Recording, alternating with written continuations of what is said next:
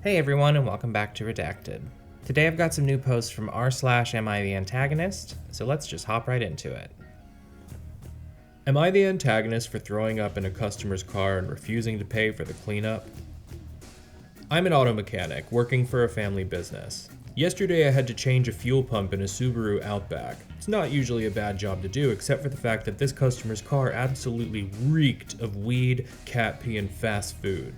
I took out the back seat so I could reach the fuel pump, and I found an open container of milk that had turned to cottage cheese.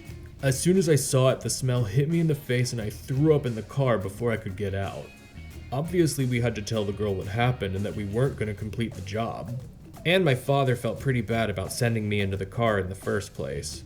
The girl got really upset and said that I owe her a free cleaning and an apology. I said absolutely not.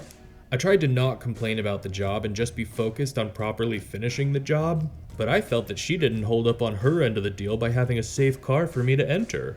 I do feel a little bad, but I'm still angry about the whole situation. Am I the antagonist? Everyone sucks here. I do think she's worse, cause just because you live in filth doesn't mean you should submit anyone else to that. But on the other hand, you accepted the job. And not only that, you soiled the interior while it was in your care. You should have just rejected the job in the first place and told her that the car is not in an acceptable state. Yeah, I basically agree with that. At the end of the day, if the car wasn't in the right state, he shouldn't have taken on the job to begin with.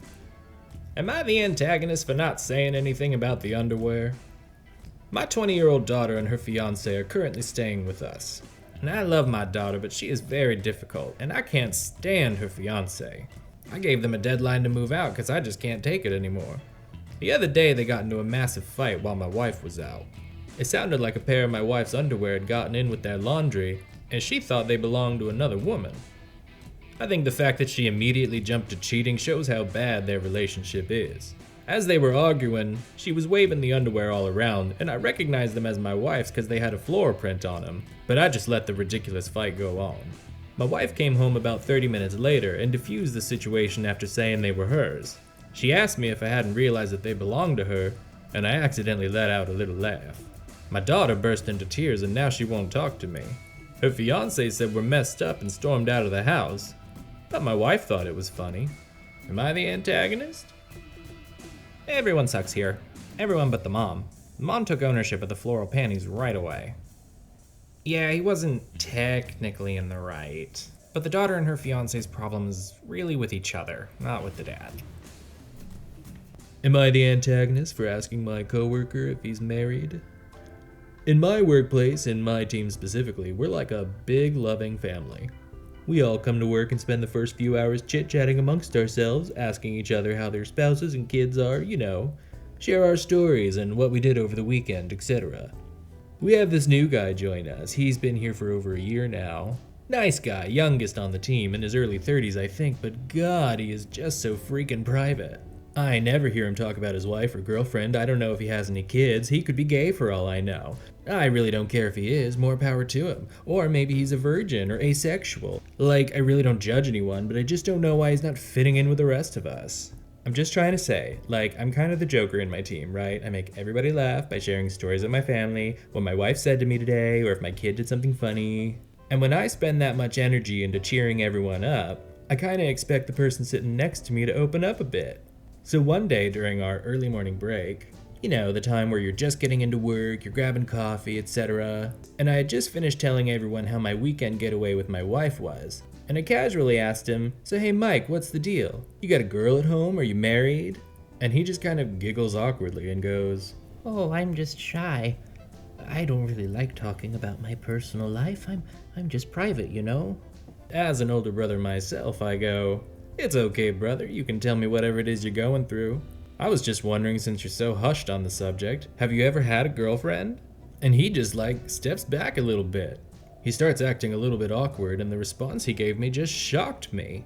Ooh, I just don't see how what I do with my private parts is any of your business, especially since I've already told you I don't like discussing it.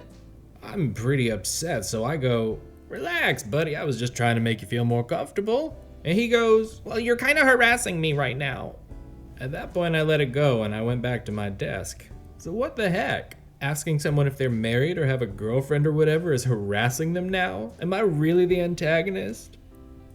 You sound like a nightmare coworker. Glad I don't have to deal with your crap. OP saying that they're the team's joker tells me I would never want to work with them. You're the antagonist. Yeah, strongly agree with all of that. He sounds awful. Am I the antagonist for telling my partner's sister that naming her dog after my dead kid is disrespectful? When I was 18, my then girlfriend got pregnant with a baby girl and we decided to name her after my grandmother. My grandmother had been very excited to meet her first great-grandchild, but she passed away a few months before the baby was born. Unfortunately, our baby girl was born premature and with a whole mess of health complications, so she only lived for 3 weeks. This was obviously devastating for both of us, and I commemorated her life with a tattoo of her name. My girlfriend and I parted ways shortly after, and I moved to England to go to university. This all happened about 11 years ago, and I've lived in England ever since. Now on to the issue. I'm currently in a relationship of 3 years with a man I love very much. The first time I met his sister, she saw my tattoo and asked me what it meant, so I explained the story to her. She gave me her condolences and said that it was a pretty name. In general, I like his sister just fine, but she can be kind of a lot, sort of entitled and selfish sometimes. Anyway, she and her partner got a puppy at the start of the lockdown. I'm not really on social media or anything, and I haven't seen her much, so I hadn't heard much about the puppy. Until earlier this week, when I found out that she had given it the same name as my daughter. I was confused, because it's not a very common name where we live, so I asked her outright if she had named it after my daughter. She'd said she did, but was very, flippant, I guess? Like she was laughing and acting like it was a cute little joke or something. I told her that I didn't feel comfortable with it, and I asked if she changed the dog's name. She pouted and said that it's not fair because the dog knows her name now and it would be a pain for her to change it. I told her point blank that I think it's really disrespectful to my daughter's memory, and I really don't like that she didn't run it by me first. She kind of threw a tantrum and said that I was being stupid. It's just a name, and that I'm mean and rude for calling her disrespectful over this. I feel bad now. But I also can't help feeling the disrespect over this.